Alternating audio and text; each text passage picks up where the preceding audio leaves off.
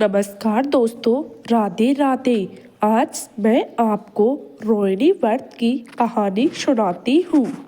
पौराणिक कथा के अनुसार प्राचीन समय में चंपापुरी नाम का एक नगर था, जहाँ पर राजा माधवा अपनी रानी लक्ष्मीपति के साथ रहते थे। उनके 8 बच्चे थे। इनमें से 7 पुत्र और एक बेटी, जिसका नाम रोहिणी था। एक बार राजा ने नीमत ज्ञानी से पूछा कि कौन उसकी बेटी का वर होगा, तो उन्होंने कहा कि तेरी पुत्री का विवाह हस्तिनापुर के राजकुमार अशोक के साथ होगा। यह सुन वे बहुत खुश हुए और स्वयंवर का आयोजन कर दिया। स्वयंवर में रोहिणी ने राजकुमार अशोक के गले में वरमाला डाल दी। खुशी के माहौल में दोनों का विवाह संपन्न हुआ। एक समय हस्तिनापुर नगर के वन में एक मुनिराज आए। श्री चारण मुनिराज के दर्शन करने के लिए राजा अपने प्रियजनों के साथ वहां आए। सभी ने उन्होंने प्रणाम किया और धर्म उपदेश को ग्रहण किया। राजा ने मुनिराज से पूछा कि आखिर उनकी रानी इतनी शांतचित्त क्यों है। मुनिराज ने उत्तर देते हुए कहा कि इसी नगर में एक राजा था, जिसका नाम वस्तुपाल था। उसका एक मित्र था, जिसका नाम धनमित्र था। उसकी एक कन्या थी, जो दुर्गाता थी। धर्ममित्र हमेशा परेशान रहता था कि उससे क्या होगा और उसे कौन विवाह करेगा।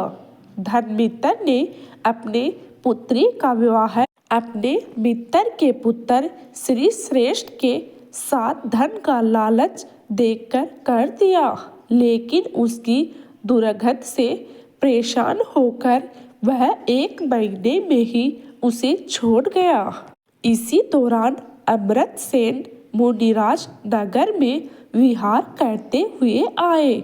तब धर्ममित्र अपनी पुत्री दुर्गता के साथ उनकी वंदना करने गए। उन्होंने अपनी पुत्री के बारे में पूछा। तब उन्होंने कहा कि गिरिनार पर्वत के पास एक नगर है, जहाँ राजा भूपाल का राज्य है। उनकी रानी का नाम सिंधुमती है। एक दिन राजा अपनी रानी के साथ वन कीड़ा कर रहे थे। तब रास्ते में उन्होंने मुनिराज को देखा। तब राजा ने रानी से घर जाकर कहा कि वो मुनि के लिए भोजन की व्यवस्था करे। रानी ने राजा की आज्ञा तो मान ली, लेकिन उन्होंने क्रोधित होकर मुनिराज को कड़वी तुब्बी का आहार दिया। इससे मुनिराज को अत्यंत वेदना सहनी पड़ी और उन्होंने अपने प्राण त्याग दिए। जब इस बात का पता राजा को चला तो उन्होंने रानी को राज्य से निकाल दिया। उसके शरीर में कोड़े हो गए और प्राण त्यागने के बाद वह नरक में गई। दुखों को झेलने के बाद वह पशु योनि में उत्पन्न हुई और फिर तेरे घर दुर्गत कन्या के रूप में उत्पन्न हुई। यह सुन धनमित्र ने पूछा कि क्या कोई ऐसा विधान या व्रत है जिसके जरिए इस पातक को दूर किया जा सके। तब मुनिराज ने कहा कि सम्य दर्शन सहित रोहिणी व्रत पालन करो।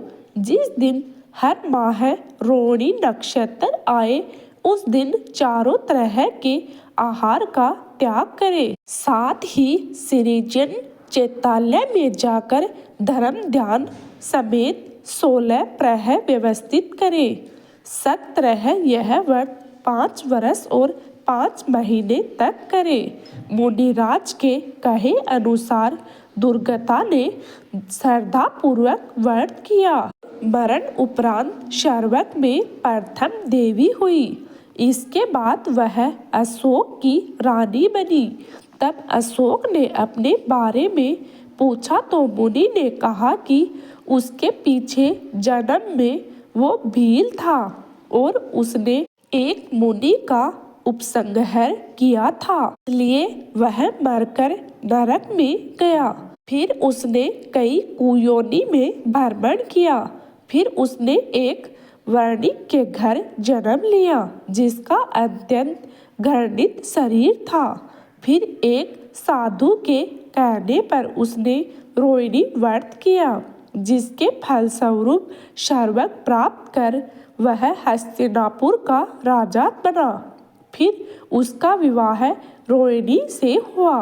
तब से यह मान्य है कि राजा अशोक और रानी रोहिणी ने रोहिणी व्रत के प्रभाव से स्वर्ग आदि सुख भोगा और मोक्ष को प्राप्त किए। ऐसे में जो व्यक्ति पूरी श्रद्धा के साथ यह व्रत करेगा उसे सभी सुखों की प्राप्ति होगी।